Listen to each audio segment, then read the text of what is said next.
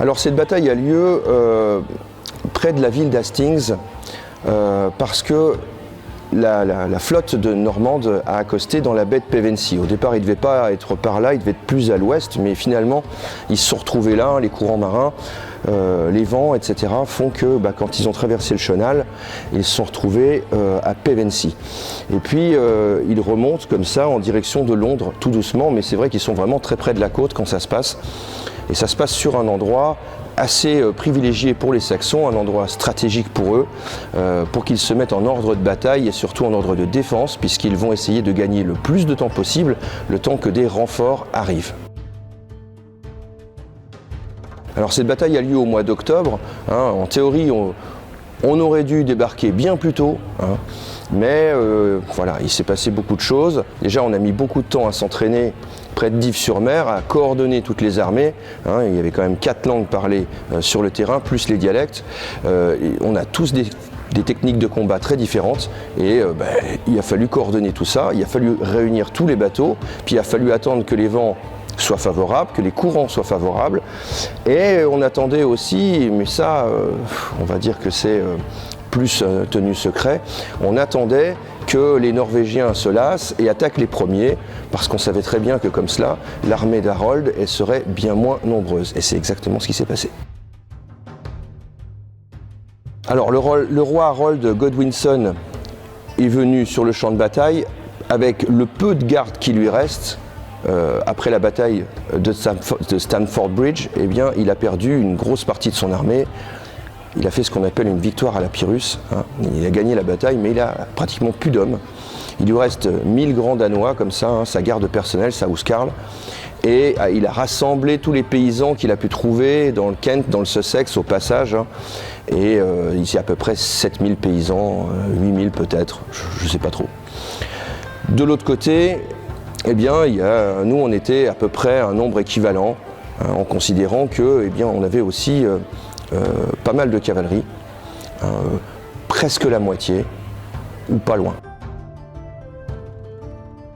Pourquoi la guerre ? Eh bien, parce que c'est une guerre de succession. Le roi Édouard le Confesseur, l'ancien roi saxon, l'ancien roi d'Angleterre, n'ayant pas confiance dans sa belle famille, les Godwin, qui sont aussi des nobles puissants en Angleterre, eh bien, préfère s'appuyer sur quelqu'un en qui il a confiance, Guillaume de Normandie. Il faut dire que Édouard, sa maman, elle est normande et il a grandi en Normandie.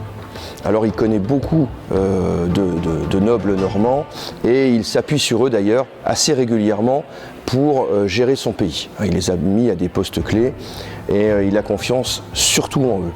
Alors évidemment, Harold Godwinson, donc, qui est le mieux placé, le fils de Godwin, celui qui est le mieux placé parmi les Saxons pour devenir le roi d'Angleterre, ne l'entend pas de cette oreille et dès la mort du roi Édouard, eh bien, il monte sur le trône, se parjurant, renonçant au serment qu'il avait fait devant Guillaume, eh bien, de lui céder la place si Édouard venait à mourir. Alors les armes utilisées, eh bien, de ce côté-ci, dans la garde et dans l'infanterie lourde de Guillaume, on a à peu près les mêmes.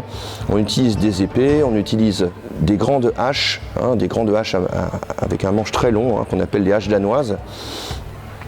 On utilise aussi de bons boucliers.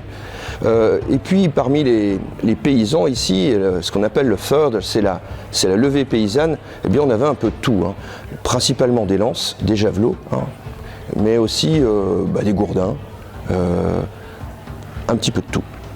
De l'autre côté, chez Guillaume, eh bien, on a de l'archerie, ce qui a très peu de ce côté-ci, chez les Saxons, et de l'archerie avec une nouvelle arme, une arme qui arrive bien maintenant sur les champs de bataille, qui est l'arbalète. C'est les prémices de cette arme-là. Et la cavalerie, elle, est bien équipée surtout de lances et d'épées, voire de haches, ça dépend. Alors c'est difficile à dire combien de morts. Ça va être une estimation. Je pense qu'il y avait à peu près les 3/4 de l'armée saxonne qui étaient mortes, donc en gros 5000 hommes. et qui étaient tous étendus sur la colline. Faut dire que la colline, elle n'est pas bien large, elle fait 800 mètres de large. Alors 5000 cadavres comme ça sur 800 mètres de large, ça fait vraiment beaucoup, c'est difficile à compter. Quant à nous, on avait perdu à peu près un quart de notre armée. Donc on est en gros sur une estimation de 6-7 000 morts en tout. Ah ben c'est nous qui avons gagné, bien sûr. Enfin c'est Guillaume, bien sûr, hein. Mais on a gagné la bataille. On a eu du mal, hein. Elle a été très longue cette bataille, il a fallu ruser pas mal. Mais à la fin on l'a emportée, un peu avant la nuit.